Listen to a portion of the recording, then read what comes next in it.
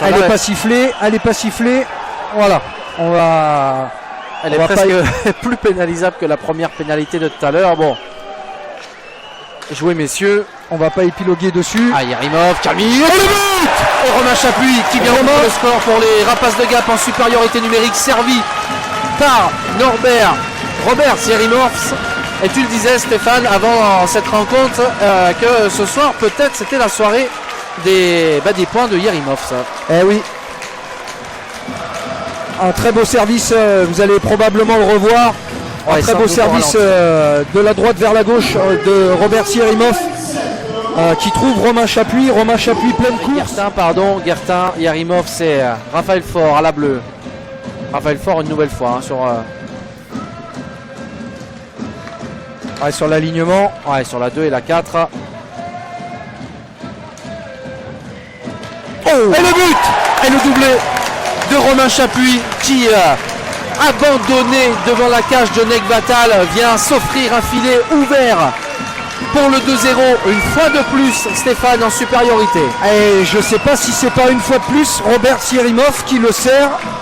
Ce serait pas impossible en tout cas. Vous avez de toute façon, vous allez revoir cette action en replay sur les, alors qu'il restait de caméra. Il restait 29 secondes d'infériorité à tenir. Gutiérrez qui laisse derrière à Correa, qui une fois de plus remet les pendules à l'heure dans la supériorité. 1 minute 30 à jouer, encore 1 minute d'infériorité.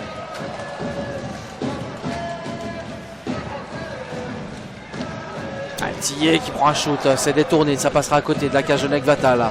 Mikevic qui ressort jusqu'à Gagnon. 45 secondes de supériorité. Encore le bouclier de Nekbatal. Une nouvelle tentative, Mikevic qui va se repositionner dans l'axe, il va envoyer à la cage, et Correa qui remet le but. Et le but de quel service de Julien Correa, quel coup d'œil. Ah ouais, là sur ce but de Dimitri Tillet, la gloire va à Julien Correa pour cette magnifique passe millimétrée. On pensait que Correa allait s'essayer à la cage. Au dernier instant, il vient servir Dimitri Tillet, placé sur son côté favori, Don Diego de l'Alparena. Et là, il y a Julien Correa qui offre une cage ouverte à Dimitri Tillet. Et c'est le 3e but en supériorité numérique pour les Rapaces de Gap. Et bien Mulhouse-Briançon, ça fait 8-1. Allez, c'est parti côté droit avec Yarimov. Yarimov qui a voulu s'enlever le palais.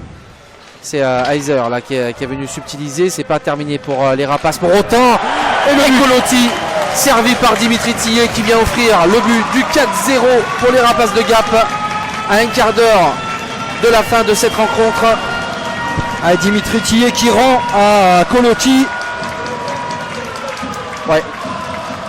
L'assistance de tout à l'heure. Alors voilà, Fabien Colotti, numéro 16, avec ce but. Premier but en situation de 5 contre 5.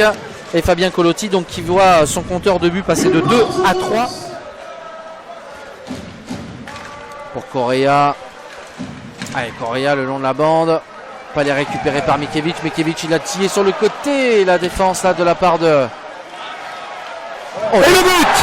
Arthur Smikevic du revers. Arthur Smikevic du revers. Là on a un coup de crosse là. Il a une feinte de shoot sur son coup droit. Ça a emmené complètement Julien Barrier. Il s'est emmené sur cette première feinte. Il a réussi à redresser sur son revers et la cage du coup était complètement ouverte. 5e but. 5-0 pour les Rapaces de Gap. Et 4e but en supériorité numérique pour les Rapaces de Gap. Il restait 1 minute